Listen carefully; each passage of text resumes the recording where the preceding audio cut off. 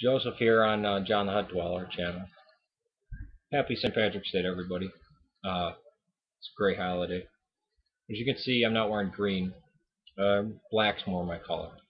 But at my work, I can't wear green. I don't have any green long sleeve shirts, and I got the tattoos. I got green tattoo. Oh, you can't see it right there.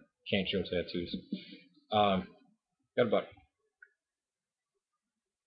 450 years, I guess, of medals here. This medal was part of an ancient rosary from Ireland. You can't see these. This was in World War II. My grandpa wore when he fought in Italy and France, and the other got three of them here that are probably about 100 years old, and two that are about 75, probably more. I don't mean any of the medals are 450 years old themselves. They'd probably, I don't know, give it to a church or sell it, get money. I don't know.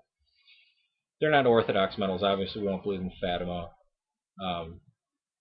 But they're, it's part of my culture. Some of my ancestry is from Ireland, Southern Ireland, the Green Irish. But I always wore them even when I was an atheist. It's kind of funny. People would be like, well, why, how are you, how are you an atheist? You have a cross on. Can't really do that with atheists. I was never, even if I was anti-God, which I was. I was an anti-culture, anti-art, anti-symbolism. People like that are fanatics.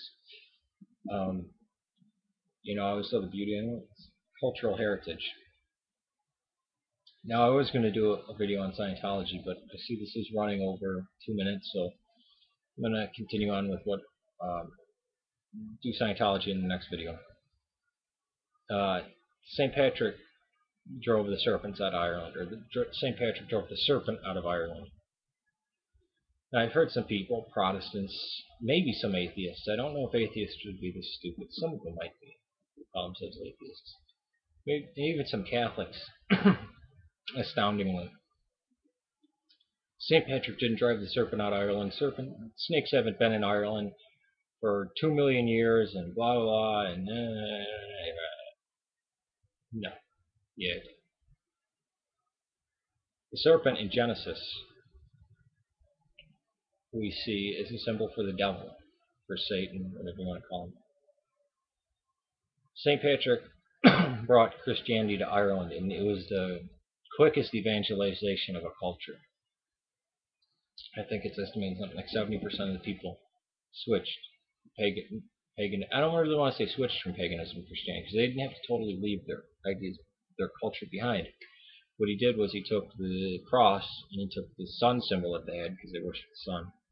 Some of the tribes, at least, put them together. That's where you get the Celtic cross. That's why it's a cross and there's a circle behind it, mostly in Celtic knots in that style. But when it talks about he drove the serpent out, it means the conversion to Christianity. Where light comes, darkness must flee. So where God is, the devil's gone. The devil flees. So the serpent did flee. It did leave Ireland.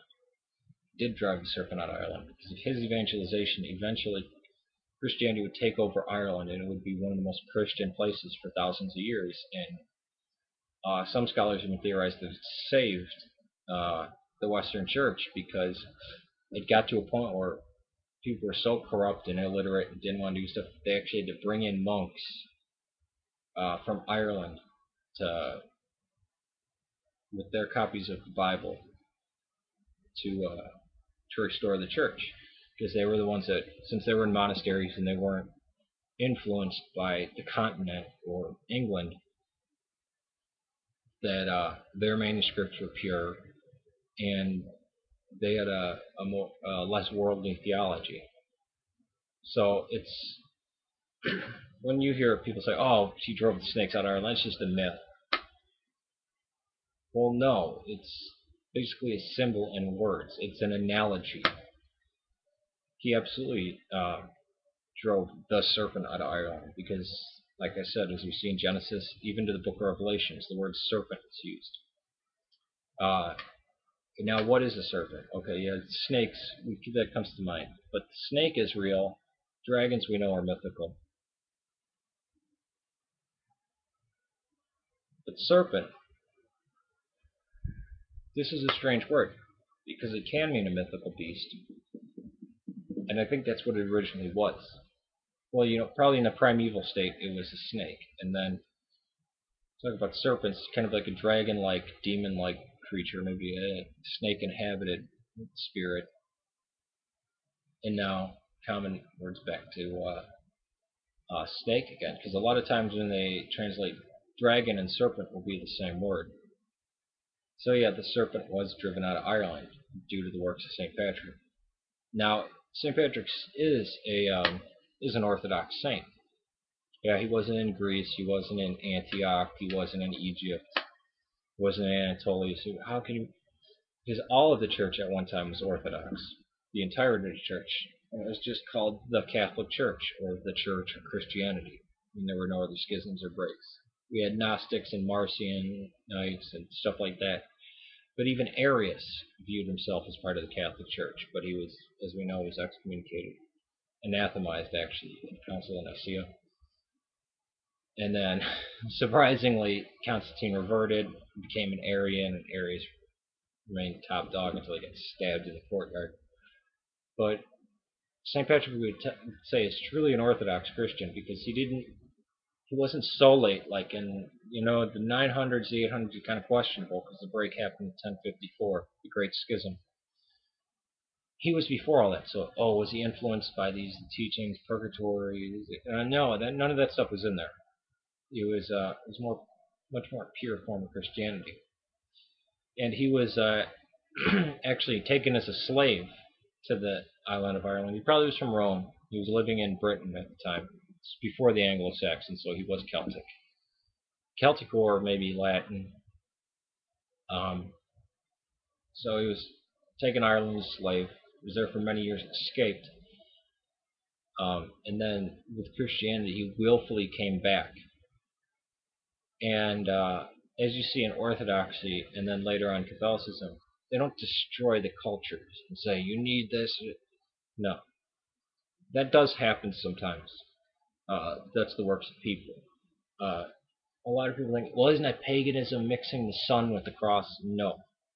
Because it says that we will bring the light to the Gentiles. And even Augustine, somebody who's not really regarded in our church, talks about this true religion, the idea of, those people who have this idea of one God, who just come to it on their own. Certainly we'd call it the Israelites, but some of the Greek philosophers, the ancient ones, had the idea of one God. And I think any ancient culture that kind of would establish an idea of monotheism would be kind of by proxy an Israelite. They're in that realm of the one God. They're obeying, the first commandment, and it's probably one we know is one of the most important. And the next one is love thy neighbor, and those are the whole of the commandments. The whole commandments are love. So when St. Patrick came, he didn't destroy whole culture and say you must follow this. No. He showed them that the one true God had come to earth, was incarnate. Remember, ancient Christianity or the incarnation. The how can I put this? The blending's a bit as the word for it. Bringing heaven down to earth so that earth may become heaven. Heaven coming to earth so earth can come to heaven. God became man so that man may become God. And so when you hear people say, St. Patrick, did he drive the serpent out of Ireland? He absolutely did. Did he drive snakes out of Ireland? There were no snakes in Ireland. But there was a serpent, and that was paganism. And a pretty violent form of it, actually, with human sacrifice. And because of the teachings of Christianity, that stopped. And it's so strange that we get drunk on this day. Kind of the horrible stereotype of the Irish. Oh, get drunk, blah, blah. But St. Patrick was the enlightener of the Celts. and I guess you could say the Scottish and the Welsh you may be able to group into that. Um, but St. Patrick's Day is a good day and a good look at what a good evangelist does, who doesn't destroy a culture, who doesn't say everything you do is wicked, um, but explains to them and they willfully come to Christianity. And that's truly the only way somebody can become Christian. You put a gun to their head, so you must become Christian, or force them through cultural restrictions. No, their heart's not in it. There's no point. That's just bullying and fascism, and that should always be done away with. So happy St. Patrick's Day to everyone. My next video will actually be about David Miscavige and Scientology. Peace. Joseph from JohnTheHutDwellers. Art, anti-symbolism. People like that are fanatics. Um, I always saw the beauty in it. It's cultural heritage.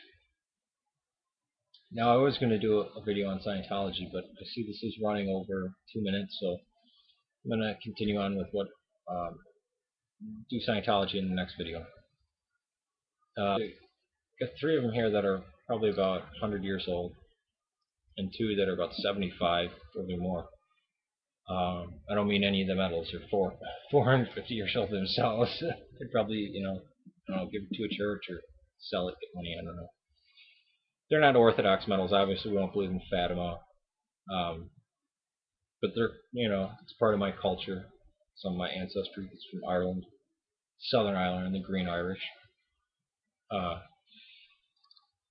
But I always wore them, even when I was an atheist. It's kind of funny. People would be like, well, why, how are you, how are you an atheist? You have a cross on. Can't really do that with atheists. I was never, even if I was anti-God, which I was. I was an anti-culture, anti. Joseph here on John the Hut Dweller channel. Happy St. Patrick's Day to everybody. It's a great holiday. As you can see, I'm not wearing green. Black's more my color. But at my work, I can't wear green. I don't have any green long sleeve shirts, and I got the tattoos. I get green tattoo. Oh, you can't see it right there. Can't show tattoos. Got about 450 years, I guess, of medals here. This medal was part of an ancient rosary from Ireland. You can't see these. This was in World War II. My grandpa wore when he fought in Italy and France. And the other